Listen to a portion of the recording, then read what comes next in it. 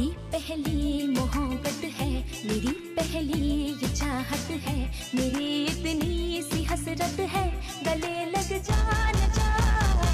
সবাইকে বলি স্টোরি দেখা শেষ হলে অন্তত পক্ষে একটা কমেন্ট করো, কিন্তু কেউ করো না। প্লিজ দয়া করে আজকে অন্তত একটা করে কমেন্ট করো। জাঙ্কুকের প্রচুর ব্যস্ততা বেড়েছে। জানুয়ারিতে এলএলবি ফাইনাল ইয়ারের পরীক্ষা অনুষ্ঠিত হবে, সামনে কয়েক মাস পরেই নির্বাচনী পরীক্ষা, সেই সাথে বিসিএস এর জন্য প্রস্তুতি নিচ্ছে। দুই পড়া একসাথে পড়তে গিয়ে নাজেহাল অবস্থা হয়ে যাচ্ছে। এদিকে রেগুলার ক্লাসে যেতে হচ্ছে, সুগারও একই দশা হয়েছে। দুজনে ক্যারিয়ারের পেছনে উঠে পড়ে লেগেছে। এছাড়া জাঙ্কুকের ভাবনায় ওর তাড়া বেশি, বইয়ের দায়িত্ব ঘাড়ে এসে চলেছে জলদি। কতকালই বা বাবার টাকায় বউ খাবে, নিজের দায়িত্ব নিজেকে বুঝে নিতে হবে। তেও নিজের পড়াশোনায় ফোকাসে আছে। সে এখন পরীক্ষা টরীক্ষার চাপ নেই বলে বিকেলে ভাবিদের সাথে ভালোই সময় কাটায়। এখন সময়ে অসময়ে ভাবিদের সাথে কাজে সাহায্যও করে। এছাড়া তিন যা মিলে ইউটিউব দেখে খাবারের সব এক্সপেরিমেন্ট করে, কখনো ভালো হয় কখনো বা খারাপ হয়। চলে গেছে এভাবে কয়েকটা দিন। আজ বৃহস্পতিবার দুপুর 3টা, অতিরিক্ত গরম। জাঙ্কুক আজ একটু জলদি এসেছে বাড়িতে। তে নিজের ঘরেই ছিল। জাঙ্কুক এসে জিন বেগমকে ডাকতে লাগলো। তে তা শুনে বেরিয়ে এলো। এসে দেখলো মাকে ডেকে সে নিজের ঘরের দিকে আসছে। সামনাসামনি পড়লো দুজন। জাঙ্কুক কোনো কথা বললো না, নিজের ঘরে চলে গেল। তেও পেছনে পেছনে ঢুকলো। ঢুকে দেখলো জাঙ্কুক ঘামে ভেজা শার্ট খুলছে, বুকের উপরের বোতামগুলো খুলেছে। ঘামের কারণে বুকের লোমগুলো লেপ্টে আছে, মুখেও বিন্দু বিন্দু ঘাম। দেখলো তাতে জাঙ্কুক শার্ট খুলতে খুলতে তেকে পর্যবেক্ষণ করলো। বউ যে তাকেই দেখছে। বোতাম খোলা হয়ে গেলে জাঙ্কুক তের দিকে তাকিয়েই শার্ট খুলে ফেললো। চোখে তার নজর অতি ধীর, ঠোঁটে কেমন দুষ্টু ভাব। তে এসব দিকে ভরকে গেল। এরপর রাগ নিয়ে বলল, এসেই ওমন ভেবাচ্ছ কেন মামা করে? তো বউ বউ করে ভেবাবো? কথার পিঠে উচিত কথায় আবার ভরকে গেল তে। জাঙ্কুক কথাটা দুষ্টু হাসি দিয়ে বলল। হাসি রেখেই আবার বলল, আমার বউ তো আমার ঘরে নেই, সে তার বাপের বাড়ির ঘরে বসে চিল করছে, তাই মামা করছি। তে শুনে খিলখিল করে হেসে দিল। জাঙ্কুকও হাসলো নিঃশব্দে। তে এবার রাগ ফেলে দিয়ে কণ্ঠে ঝাঁঝ রেখে বলল, তা ম্যামে করার কারণ কি? বউ এখন বাপের ঘর ছেড়ে শ্বশুর ঘরে এসেছে, বলতে পারো। আচ্ছা তো কি? জাঙ্কুক এবার খুলে রাখা ঘামের শার্টটা ছুঁড়ে তের মুখের উপর মারলো। তে তড়ি ঘড়ি করে ঘামের শার্টটা মুখ থেকে সরিয়ে ঘৃণায় মুখ কাচুমাচু করে রাগে বলে উঠলো, এই এসব কি? ছি! শ্বশুর বাড়ি এসেছিস যখন স্বামীর সেবা যত্ন কর। এই শার্ট কেচে আন, আরো 2টা নোংরা আছে, ওগুলোও নিয়ে যাবি। রাগ নিয়ে তাকিয়ে রইলো। কত বড় বেয়াদব, চিন্তা করা যায়। সে এবার কাছে গিয়ে শার্ট দিয়ে জাঙ্কুকের বাহুতে বাড়ি মেরে বলল, তো এটা ভালোভাবে বলা যেত না, অসভ্য বনল। বকতে বকতে চলেই যাচ্ছিল শার্টটা নিয়ে, কিন্তু জাঙ্কুক তে ছেড়ে রাখা চুল টেনে ধরলো। তে আহ করে উঠলো আর বলল, ছাড় বনলের বাচ্চা, লাগছে আমার, মা গো ইস। বলতে বলতে ইস আহ মা গো এমন সব শব্দ করছে। পেছন থেকে সামনে ঘুরে তাকালো তে। জাঙ্কুক বলল, আজকাল তো নজর দেখছি চুপচুপনি হয়েছে, যখন তখন আমাকে দেখে চুপচুপ করিস বিড়ালের মতন। ব্যাপার কি বলতো? আমি মাছ লাগি তোর কাছে? আমার কাছে মাছ তুই কোনোদিনই ছিলি না, তুই একটা বনল, আজীবন তাই থাকবি। আর চুপ চুপ কখন করলাম আমি? বিড়াল যদি আমি হয়েও থাকি, তবে সেটা আমার মালিকের কাছে, মাছের নেশায় না, পোষ মানার নেশায় আসি। মালিকের কাছে যাতে সুবিধা হয়। জাঙ্কুকের কথাগুলো শুনে এবার শব্দ করে হেসে উঠলো। এই গোবর ঠাসার সাথে ঝগড়া করে সে কোনোদিনই কথায় পারবে না। আজও মুখম জবাব দিয়ে দিল। এই কথাটা বলতে পেরে নিঃশব্দে হাসলো। জাঙ্কুক এখনো চুল ধরে। এবার সে হাসতে হাসতে চুলে টান দিয়ে তেকে খোলা বুকে এনে ফেললো। তে চেঁচিয়ে উঠলো, ইয়াক, ছি, তোমার শরীরে গাম দুর্গন্ধ, আমি গোসল করেছি, ছাড়ো ছাড়ো। কে শুনে কার কথা? জাঙ্কুক তের ইয়াক ছি করা দেখে আরো শক্ত করে ধরলো। কোমর স্লাইড করে বাম থেকে ডানে নিয়ে রাখলো হাত। স্লাইড করাটা এমন যেন গভীর মনে হলো। এবার আপনা আপনি তেজ জমে গিয়ে থেমে গেল। জাঙ্কুক তা দেখে দুষ্ট হাসলো। কাজে দিয়েছে ডোজ, বলল, তোকে চুপ করানো আমার মিনিটের ব্যাপার, যোগ লুটে গোবর ঠাসা। তে কিছু বলতে যাবে, জাঙ্কুক তের ঠোঁটে আঙুল দিয়ে বলল, এই দুর্গন্ধ শরীরের ক্ষমতা কতখানি তোকে দেখিয়ে দেব। সময় আসতে দিয়ে অপেক্ষা কর শুধু। হারে হারে টের না পাওয়ালে আমি ক্ষান্ত হব না। তোর মতন চুনোপুটি গোবর ঠাসাকে এই দুর্গন্ধময় শরীরের নেশা যদি না চড়িয়েছি, তবে আমার নামও জীবন জাঙ্কুক না। নিজেকে সামলাতে শিখে নে। আজকের এই কথার জবাব না দিয়ে ক্ষান্ত হচ্ছি না আমি। সেখানেই জমে বরফ হয়ে গেল। পুরো কায়া অন্তর ভেতর থেকে আর্তনাদ করে উঠল, তেরে তুই শেষ। ভেতরে তোলপাড় শুরু হলো। সে যে কাকে নেড়েছে হাড়ে হাড়ে এই মুহূর্তে টের পাচ্ছে। কথাতেই তো অর্ধেক জ্বালিয়ে দিল। টের কাঁপাকাঁপি শুরু হয়েছে। আগে এমনটা হয়নি, কোনোদিন এমন কাঁপাকাঁপি টের পায়নি। আর আজকাল জাঙ্কুক যে কোনো স্পর্শেই কেঁপে ওঠে, কেমন আপন আপন লাগে। এই যে এখন শক্ত পেশিবহু মেদহীন শরীরের সাথে বেঁধে রেখেছে, হার্টবিট মনে হচ্ছে লাফাতে লাফাতে বেরিয়েই চলে আসবে। সামনের এই ছেলেটাকে আজকাল তার কাছে আগুন মনে হয়, কখন জানি পুড়িয়ে খাক করে দেয়। সে ডুবেছে, অর্ধেকই ডুবে গেছে এই সামনে থাকা ছেলেটাতে। আচ্ছা, কতখানি ডুবেছে সে? কোমর পর্যন্ত নাকি গলা পর্যন্ত? ভাবনার মাঝে জাঙ্কুক বলল, দেখ এখনই তোর ভেতরে কাঁপন শুরু হয়ে গেছে। বলে দুষ্টু চোখে আবার হাসলো, বলল, যা এখন স্বামীর কাপড় ধুইয়া আন, আপাতত স্বামীর খ্যাতমত কর, পরে আদর টাদরের ব্যবস্থা করবো। বলে ঝাটকা দিয়ে দূরে ঠেললো। তে বড় একটা দম ফেললো। তা দেখে আবার মুচকি হাসলো জাঙ্কুক। কাছে গেলে তো এমনি নুয়ে যাবে।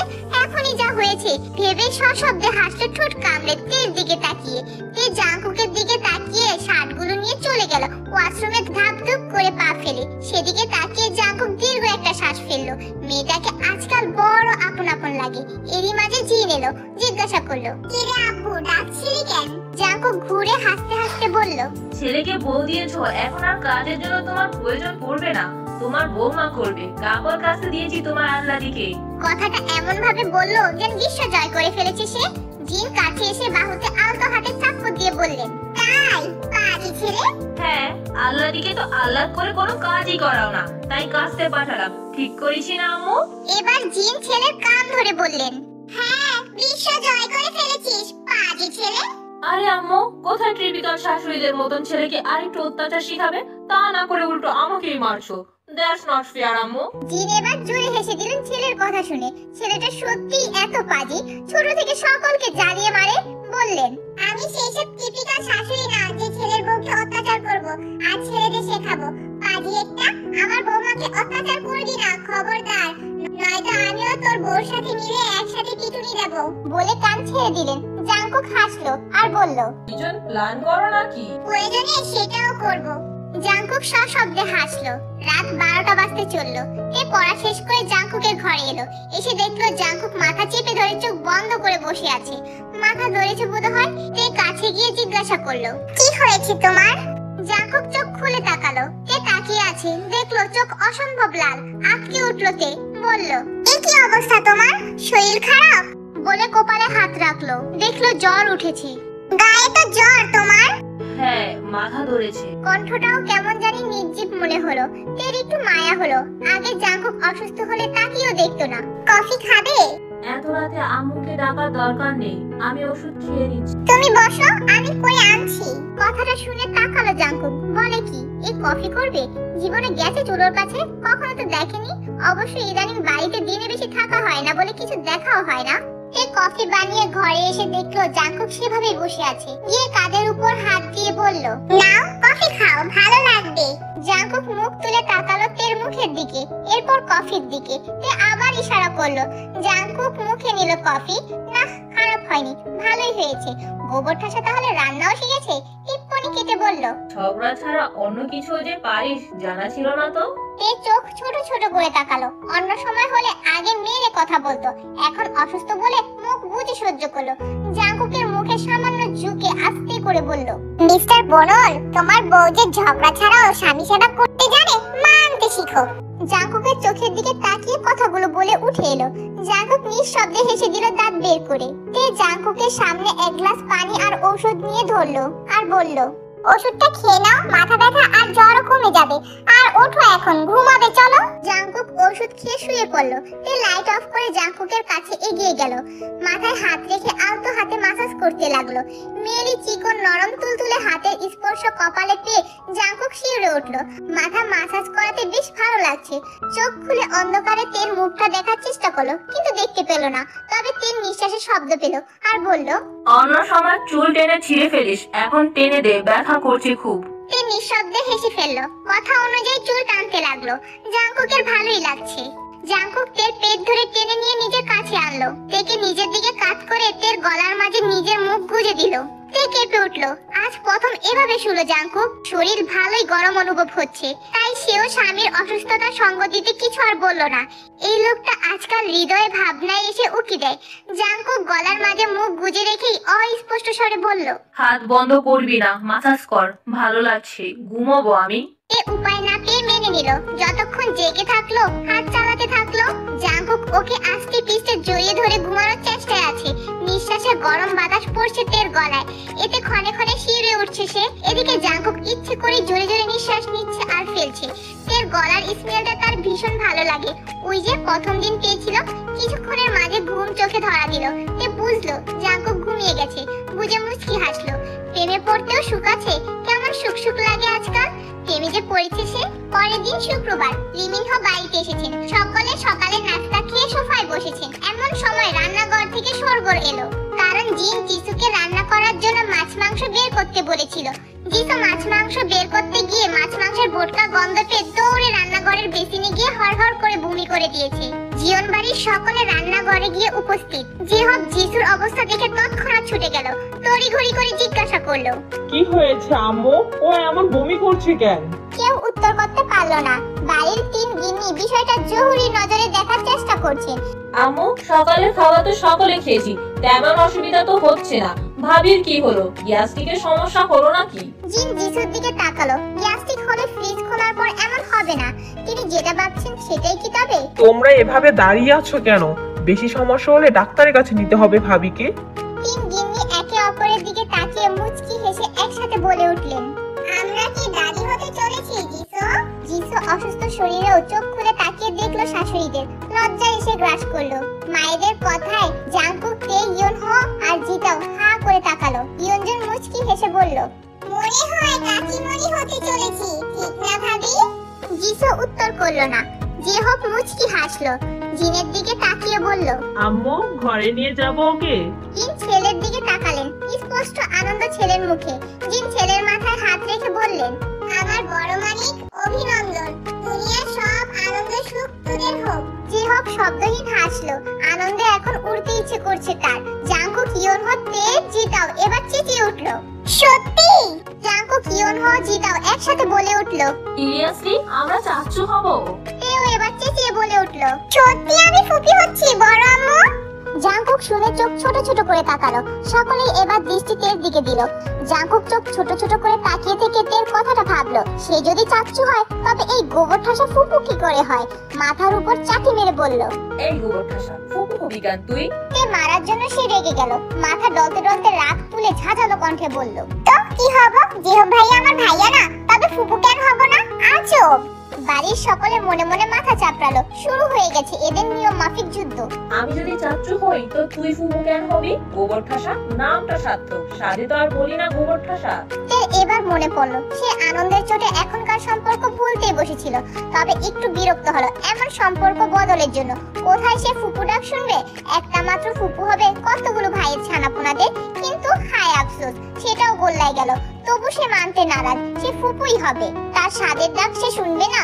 না, এটা হতেই পারে না। সে জোর গলায় বলল, ধুর, রাখো তো তোমার চাচি টাচি। চাচি টাচি হতে পারবো না আমি। আমি তো ফুপুই হব। ইভেন সব ছানাপোনাদের ফুপু হব। হাই আমার স্বাদের ডাক। সব ছানাপোনারা কিলবিল করতে করতে এসে ফুপু ফুপু বলে ডাকবে। ইস, কি সুন্দর ডাক। আর আইসে চাচি বানাইতে। আমি তো ফুপু ডাকি শুনবো। এবার জিতাও সাথে সাথে বলে উঠলো, এই বুবু, জাঙ্কুক ভাইয়ার ছানাপোনারও ফুপু হবে নাকি তুমি? লেও ঠেলা, কি জ্বালা। কি কথার কি মানে হয়ে গেল। উফ। সকলে এই কথা শুনে জোরে জোরে হেসে দিয়েছে। জিসু অসুস্থতার মাঝে হাসছে। আর জাঙ্কুক তে আহাম্মকের মতো দাঁড়িয়ে রইল। তে নিজের কথা নিজেই ফেসে গেছে। জাঙ্কুক এবার রাগ নিয়ে দাঁতের দাঁত কিরমির করে তাকালো তের দিকে। দাঁতে দাঁত চেপে ওর দিকে তাকিয়ে বলল, ওর ফুপু হওয়ার সব জেগেছে, ওকে ফুপু বলেই ডাকাবো, সব নামে দিয়ে ছাড়বো না। তে লজ্জা পেয়ে গেল। আর সকলে আরেক দফা হেসে উঠল। ইয়নহো এবার সুযোগ পেয়ে টিপ্পনি কেটে বলল, এক কাজ কর, তের যখন ফুপু হওয়ার শখ, তুই না হয় ফুপা হয়ে যা, দোষ কি তাতে? আবারও হাসির রোল পড়লো। কি একটা জ্বালা। নতুন অতিথি না আসতেই এত হাসি আনন্দ। না জানি আসলে কি হবে। জাঙ্কুক এবার ভরকে গেল। হাতে বিশ্ব জয়ের হাসি দিল দাঁত কেলিয়ে। জাঙ্কুকের দিকে দাঁত বের করে চোরা চোখে তাকিয়ে ইয়নহোর কাছে গিয়ে দাঁড়িয়ে বলল, এই ভাইয়া, এটা তো মাথায় আসেনি। আমি তো এবার ফুপুই হচ্ছি। ওই বোনর প্রয়োজনে ফুপা হোক, না হলে নাই। জাঙ্কুক চোখ গরম করে সবাই মিটমিট করে হাসছে। ভালোই লাগছে এদের খুনসুটিগুলো, ইয়ংহো বলল। তবে তোদের ছানাপোনাদের সময় আমি মামা হচ্ছি, এটা কনফার্ম। কারণ একটা মাত্র বোন আমার, ভাইয়ের সাথে বিয়ে দিয়েছি বলে কি মামা ডাক শুনবো না? আমারও মামা ডাক শোনা লাগবে। তোরা কি হবি না হবি সেটা তোদের বিষয়। এবার লজ্জায় পারে না, দৌড়ে চলে যায়। জাঙ্কুক হতভম্ব হয়ে গেছে। এরা ভাবছে কত দূর, তাদের এখনো ফার্স্ট নাইটই এলো না, তো মামা হবে কি করে? বাসার হলে তো ভাগ্নে ভাগ্নি আসবে। আজব সব ভাবনা, জীবন কাটতে না তেনা, আর এরা আসছে মামা হওয়া নিয়ে। ভেবে ইয়নহোর দিকে রাগ নিয়ে কটমট করে তাকালো সে। সুদিন এখানে নীরব দর্শক, কারণ সে আগে থেকেই শান্তশিষ্ট, আর এখন এরা এমন খাপছাড়া কথা বলে মজা করছে, বড়ও মানছে না, তাই সে আরোই চুপ আছে। ইয়ঞ্জন একটু টিপ্পনি কেটে বলল, জাঙ্কুক আমরা কি আরো একটা সদস্য পেতে যাচ্ছি? না, তোরা তো তেমনই মেল করছিস। এবার জিন শব্দ করে হেসে দিয়ে বললেন, এদের ছানাপোনার মুখে দাদা দাদু ডাক শোনার আশা করছি না আমরা, আগে এরা নিজেরাই বড় হয়ে নি। শুনে জাঙ্কুক বেশ লজ্জা পেল। আস্তে এবার এক দৌড়ে ঘরে, তাকে আর পায় কে? এখানে আর থাকা যাবে না, এদের ভাবনা চিন্তা বহুদূর, অথচ তারা এদের ভাবনা পর্যন্তই যেতে পারেনি। জাঙ্কুকও আর দাঁড়ালো না, বেরিয়ে এলো। ওরা দুজন বেরিয়ে আসতেই সকলে হাসলো।